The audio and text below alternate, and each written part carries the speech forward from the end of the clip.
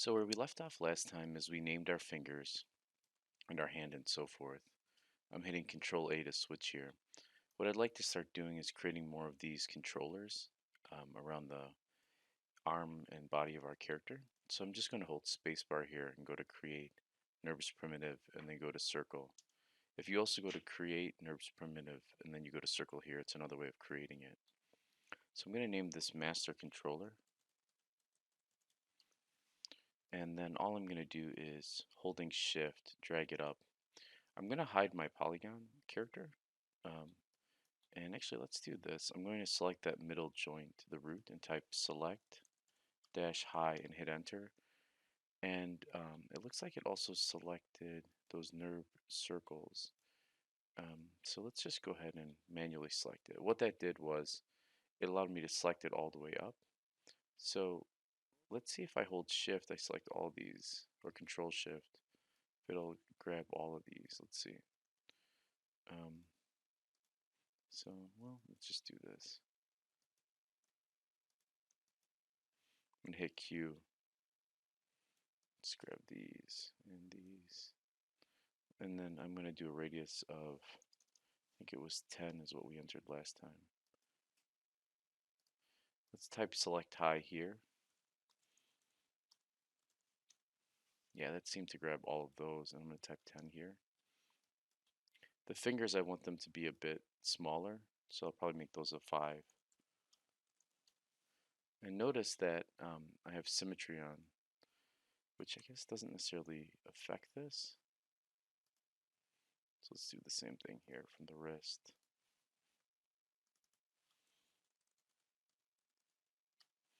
And then I'll change these to 5 as well. And then just lastly, the root, I'm going to make that a radius of 10. All right, so now what I'm doing here is I'm going to scale this down, and this is going to be my root controller. This is going to control the bending and so forth. So I'm going to hold V and snap it there. Now, just to kind of give you a sort of a foreshadowing of what this does is I'm going to freeze this transform. And I'm going to, again, Q's is selected. I'm going to shift select that root.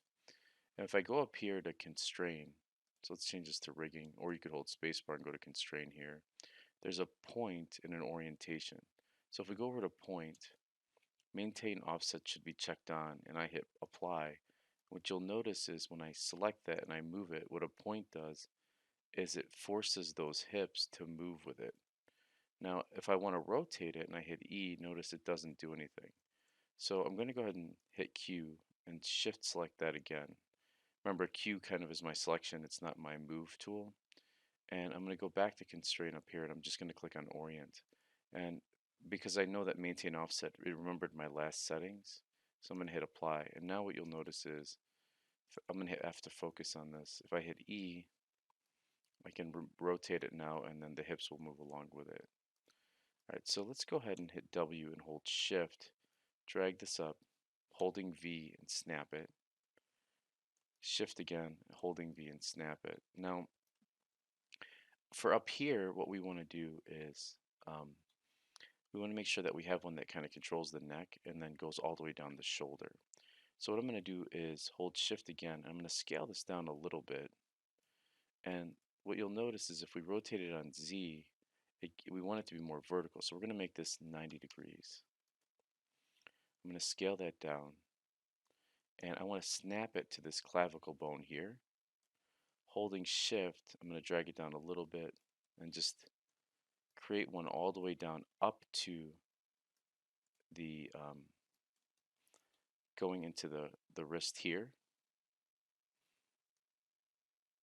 So holding shift, holding V, and then snapping it to this wrist. And this is the palm bone. Now this is actually going to end up being a controller that allows to squeeze the joints of the fingers. Now notice all of these still have all of that transform data. So I'm just going to highlight them and then hold shift and highlight all of these and do modify freeze transformations. And then what I'm going to do is go to constraint here, and I'm going to click this little dotted area, and that tears that off.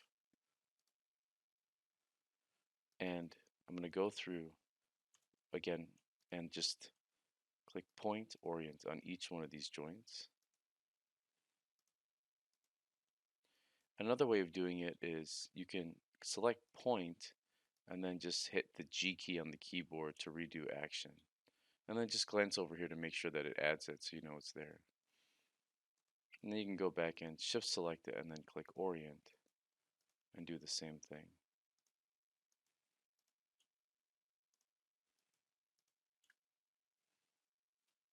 You can see it added an orient to all of these.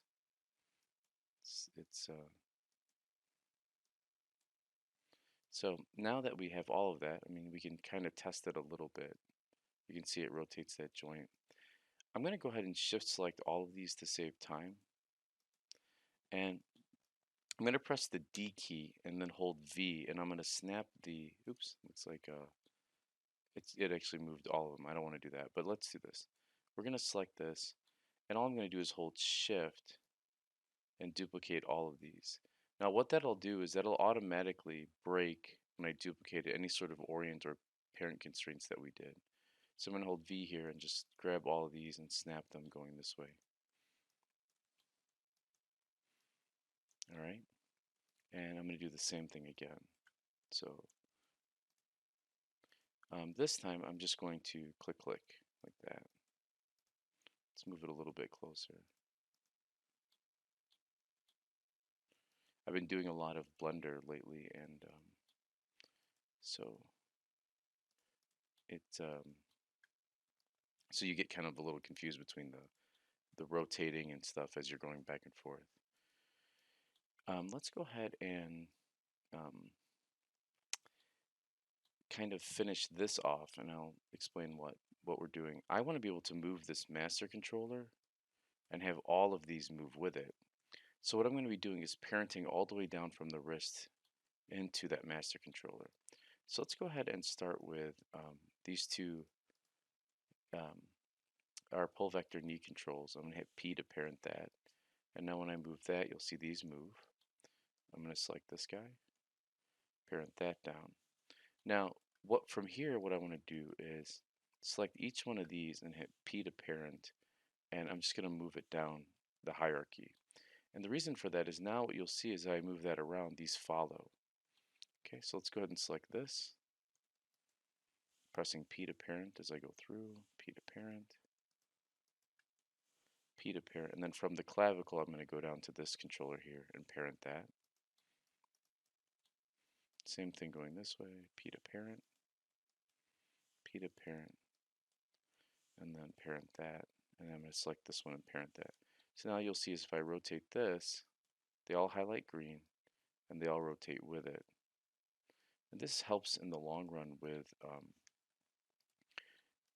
the overall, like making more of a gamified rig. Um, what I haven't created yet is these two foot controllers. So I'm going to go ahead and do that now. Um, I'm going to go ahead and just hit spacebar, create, and then a NURBS primitive. And I'm just going to make a circle.